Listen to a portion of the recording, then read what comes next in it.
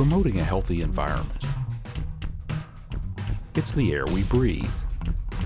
Clean, safe water. Responsible management of our natural resources.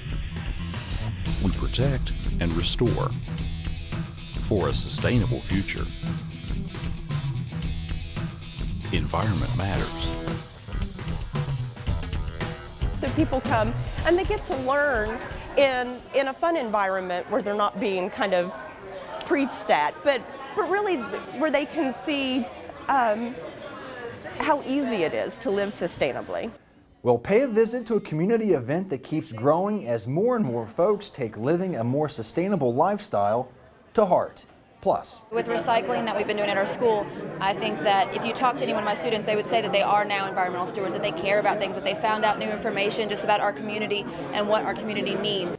Recognizing the accomplishments of state industry, municipalities, educators, and community leaders who strive to protect the environment, work to be good corporate neighbors, and educate the state's citizens at the DEP's annual Environmental Awards.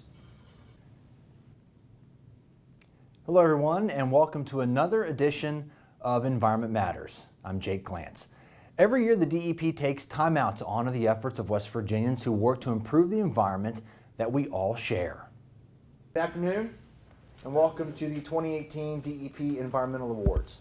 The 2018 edition of the DEP's annual Environmental Awards featured groups from all across the state representing communities, businesses, organizations, and individuals. The awards are nominated by DEP inspectors and staff.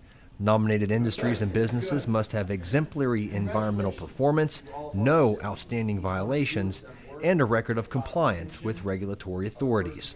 Whereas the West Virginia Department of Environmental Protection's annual Environmental Awards ceremony recognizes the outstanding accomplishments of the state's industries, municipalities, educators, and community leaders who strive to protect West Virginia's environment. Governor Justice issued a proclamation recognizing the contributions of this year's winners. It was presented by his Deputy Chief of Staff, Ann Erling. Reducing pollution impacts to West Virginia waterways was the subject of several awards. The cities of White Sulphur Springs, Ronceverte, and Romney were recognized for improvements to their sewage treatment plants that greatly improved the water quality in their respective receiving streams. The City of Morgantown's Utility Board was recognized for its efforts in public education and outreach to help reduce pollution from stormwater runoff. The Safe Dams Award was presented to the BSA Summit Group for their work maintaining 4 dams at the Summit Bechtel Family Scouting Reserve, home of the Boy Scout National Jamboree and the 2019 World Scout Jamboree. The dams create lake impoundments that the Scouts use for water recreation and safety training.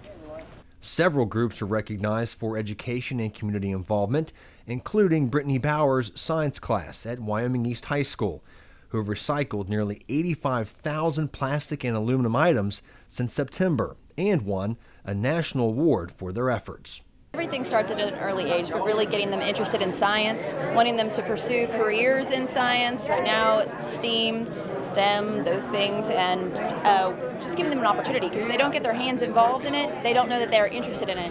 So with recycling that we've been doing at our school, I think that if you talk to any one of my students, they would say that they are now environmental stewards, that they care about things, that they found out new information just about our community and what our community needs.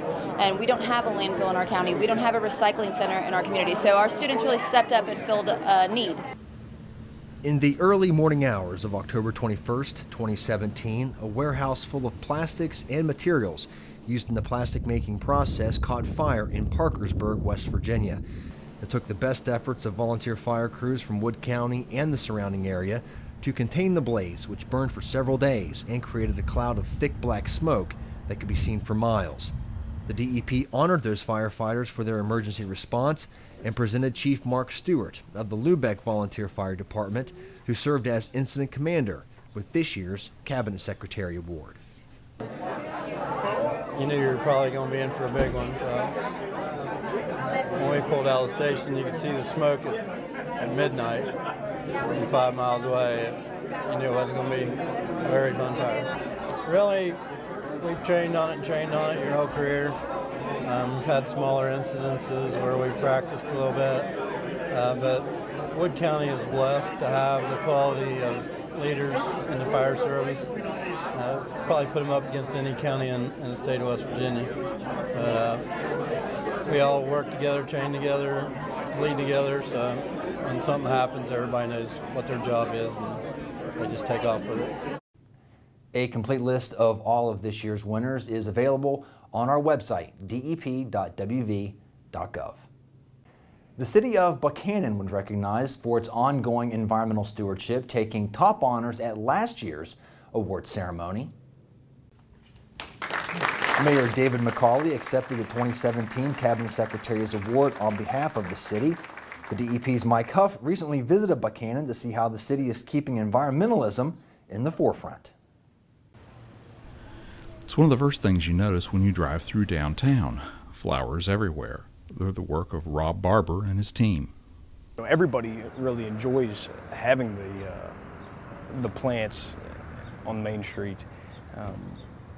As far as why we have that, the program has been around for well over probably 15 years now. It was started by a group of volunteers, as far as I understand, long before my time, and that the people became used to the beauty, and so that the city realized the value there. The city's plantings are all maintained using sustainable practices like natural pest prevention, compost fertilizer, and hand weeding. Volunteers from AmeriCorps and West Virginia Wesleyan College took on an invasive species removal project along Buckhannon's Riverwalk Trail system this spring. The trail, which follows the Buckhannon River, includes a riparian buffer zone, which is left mostly unmowed and in its natural state to protect the river from sediment pollution and stormwater runoff. The city also began a pollinator garden project last year on some vacant lots in the flood zone and expanded it this year to include new beds at Jawbone and Riverwalk parks. There's a few lots in town that we plant with 27 different species, a different mix of annuals and perennials that attract butterflies and native bees as well as honeybees, and that saves us with maintenance costs. We no longer have to mow that weekly. You know, it's an upfront investment in time and seed cost, but maintenance has gone way down on those plots. So that's a project that's worked out really well. And it's that approach that's guided Buckhannon's sustainability efforts. It wasn't something that happened overnight. For probably 20 to 25 years, our city's been very planet, environmental conscious. Everything we do with our utility board supervisors, our director of public works, one of the first questions is asked is, are we doing it the greenest, most sustainable way? And that extends to places like City Hall, where the building is heated and cooled by a geothermal heat pump system that operates on about 1/3 the energy of a traditional system. Buckhannon also provides curbside recycling to residents inside city limits for plastics, aluminum, and steel cans. County residents can also bring their recycling to the city's recycling center. The recycling center also takes office paper, newsprint, magazines, and corrugated cardboard, services you don't always find in a town of Buckhanon's size.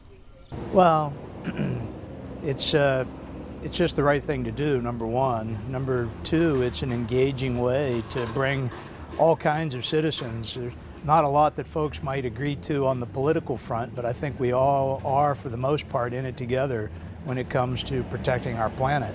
So it's really a rallying point that helps bring down borders and walls, and folks from all kinds of political and financial and religious backgrounds can come together. People of all ages participate in these programs. So it's just kind of a unifying kind of a device. In Buckhannon, I'm Mike Huff for Environment Matters. You can find out more about Buckhannon's green programs by visiting their website, buckhanonwv.org. The city of Buckhannon recently added 2 new monitoring stations upstream of its water plant to provide early warning of possible source water contamination upstream. The project, which was paid for by a 2016 local source water protection grant totaling nearly $155,000, will allow plant operators to monitor conditions upstream of the water intake and give them time to take action should a problem arise. The plant takes its raw water from the Buckhannon River and serves about 21,000 people. The system will provide up to an hour of early warning to the water department under normal river flow conditions. As we continue to see increased development in the area, it is absolutely critical that we have that advance notice. So if anything were to get into our water source, we're able to make adjustments accordingly. We have capacity in our tanks around town so that we can serve our customers for quite a while.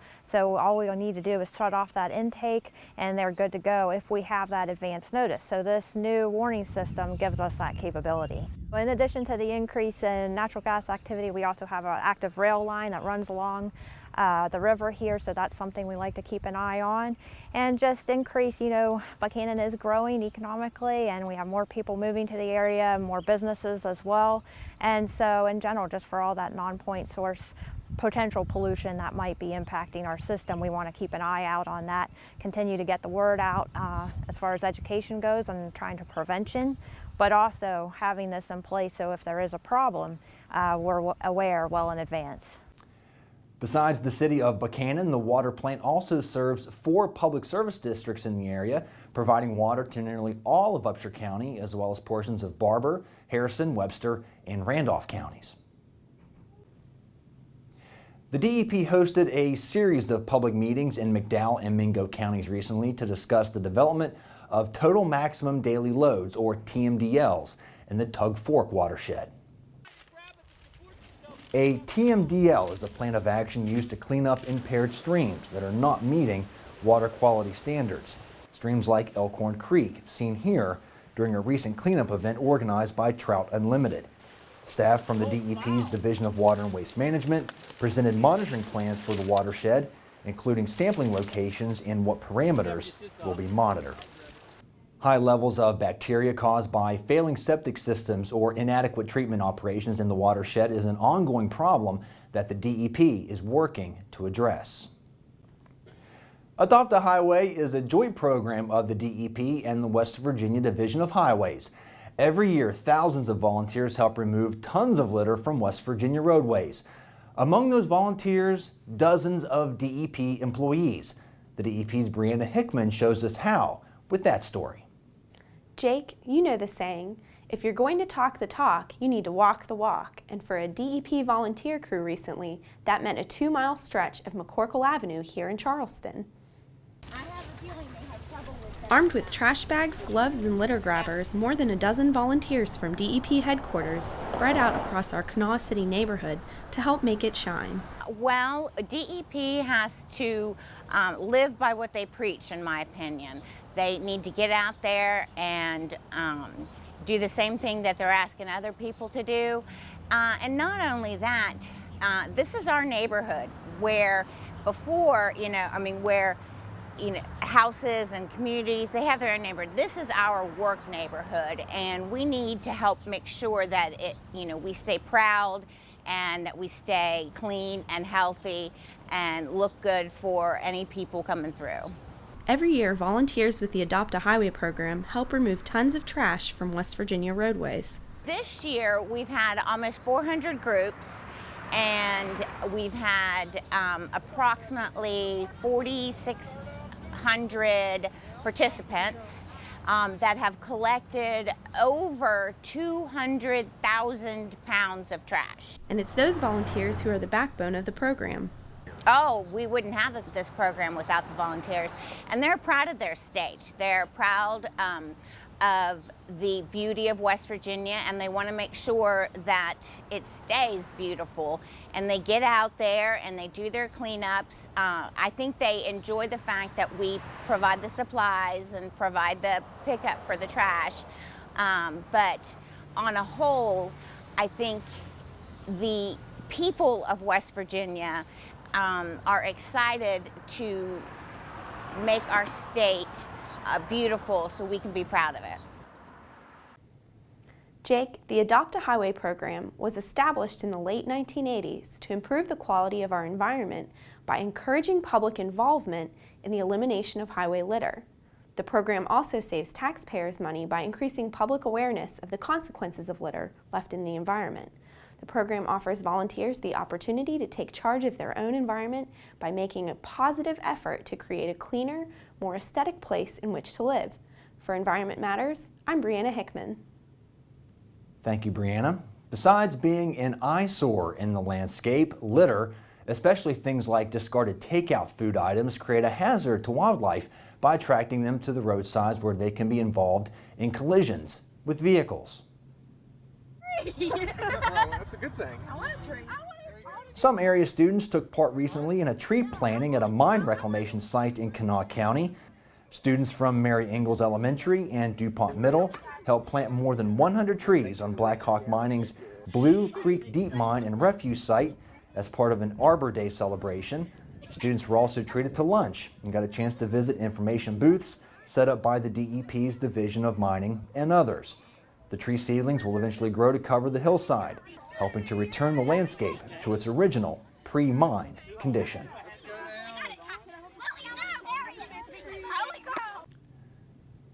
From its beginnings on a rainy Saturday in Heritage Village 4 years ago, the Huntington Sustainability Fair has grown each and every year since.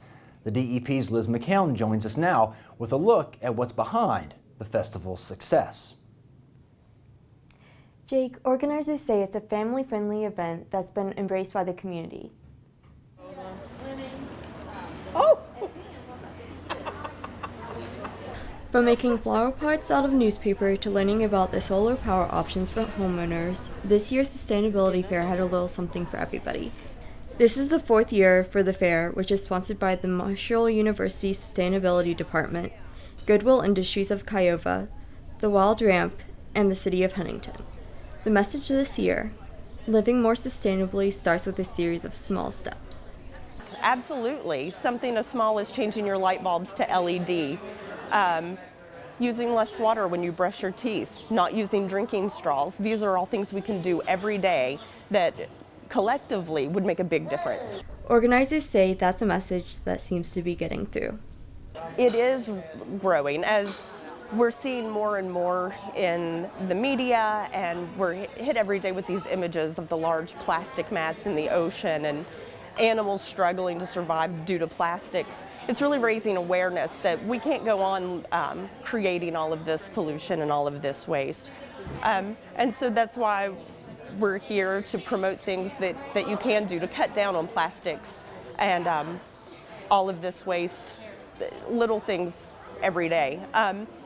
I think it's a really good thing that the community is becoming more and more aware. We're starting to understand the importance of composting, of recycling, and we really just want to emphasize that message here in Huntington. And events like the Sustainability Fair help promote those ideas. First of all, it's fun. We have live music, we have Tour de Path, we have a lot of really fun vendors out here today. So people come and they get to learn in a fun environment where they're not being kind of preached at, but really where they can see how easy it is to live sustainably. Organizers say part of becoming a sustainable community is supporting local farmers. And that's one of the reasons the fair is held every year at the Wild Ramp. The Wild Ramp is a farmers market that gives local producers and artisans a place to market their products year-round. For Environment Matters, I'm Liz McCown. Thank you, Liz. The DEP was an early supporter of the Wild Ramp going back several years, with the agency awarding the organizers a $5,000 technical assistance mini-grant to help get the market off the ground. The Wild Ramp is a nonprofit organization and since opening has generated more than $1.2 million in sales for local farmers, producers, and artisans. Not bad for a $5,000 initial investment. You can find out more by visiting their website, wildramp.org. Summer is here and the growing season is in full swing, and that means business at farmers markets and roadside produce stands is booming. Farming is generally thought of as a more rural occupation, but that's not always the case. The DEP's Mike Huff has more. You don't have to be a farmer, and you don't have to live in the city to find useful information at this year's West Virginia Urban Agriculture Conference. This is the 5th year for the conference, held at West Virginia State University and Institute. A lot of our partner agencies we're learning that a lot of the people they dealt with had a growing interest in urban farming and learning more about that. So the initial idea was to maybe do some workshops, but the idea sort of snowballed and became a 2-day conference, and we've held it every year since. The conference is geared for everyone from the novice gardener to the experienced ag professional, and every skill level in between.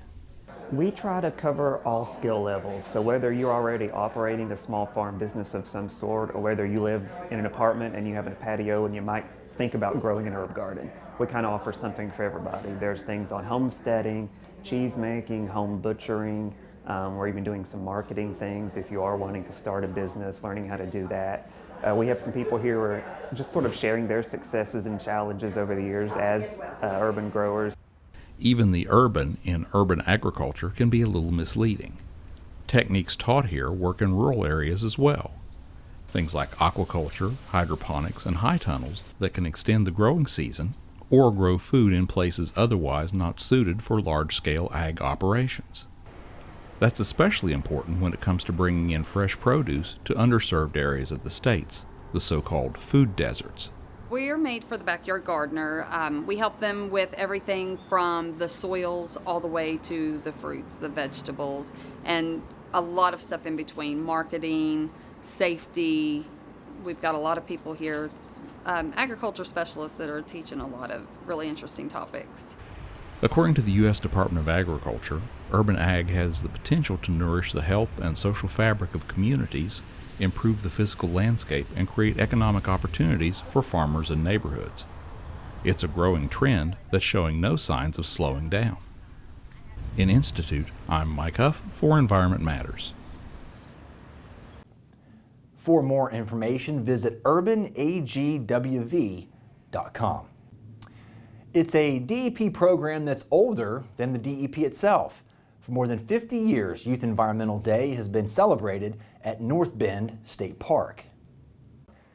Members of the DEP's Youth Environmental Program from all over the state gather to highlight their community service projects for the year. The DEP also awards a $10,000 college scholarship to one lucky winner. This year's recipient of the Rick Vaselio Memorial Conservation Scholarship is Kelly Irvine of Buffalo High School in Putnam County. Kelly will receive $2,500 a year for 4 years. She plans to attend West Virginia University in the fall. She's pictured with George Vickers of Toyota Motor Manufacturing of West Virginia and Ed McGuire, the DEP's environmental advocate. Congratulations, Kelly. To find out more about the DEP's Youth Environmental Program, visit our website, dep.wv.gov. Some transplanted West Virginia elk are getting company. 50 more elk from Arizona are joining the herd that was reintroduced to southern West Virginia in 2016. Those elk seen here were brought in from Kentucky. Elk had been absent from West Virginia for over a century before they were reintroduced by this program. The elk were placed in the Tomlin Wildlife Management Area and will roam on 32,000 acres of public land in Logan, Lincoln, and Mingo counties, including some reclaimed mine lands. You can now follow the DEP on Facebook. The DEP recently launched the page. It merges several individual DEP group pages like the Youth Environmental Group and the Watershed Improvement Branch, and adds a lot of new agency-wide material, upcoming events, photos, and videos. You can find it at DEPWV. DEP is also on Twitter. We try to update both platforms regularly, so it's a chance to see what's going on here at the agency. If you miss Environment Matters on one of our broadcast partners, you can stream us anytime on your connected device on our YouTube channel. Just search Environment Matters. And finally, DEP Cabinet Secretary Austin Caperton took the opportunity to recognize military veterans who work at the agency, thanking them for their service. I don't think there's any question in my mind that we live in the greatest country in the world, and we were really blessed to live here. And we certainly can't forget the people who did so much to preserve our way of life. The event concluded with a moment of silence to honor those who have paid the ultimate price for our freedom. We leave you now at the falls at Dunloop Creek near Thurmond in Fayette County. On behalf of all of us here at the West Virginia Department of Environmental Protection, thank you for watching, and we'll see you next time.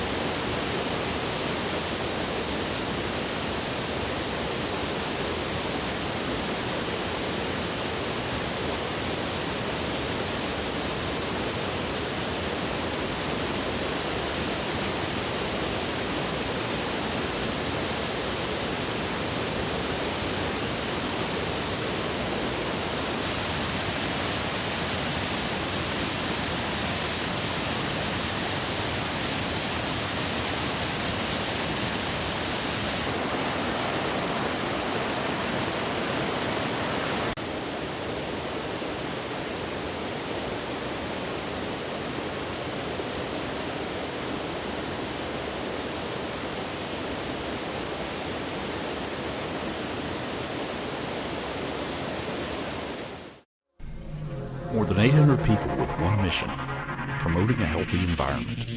We are the West Virginia Department of Environmental Protection.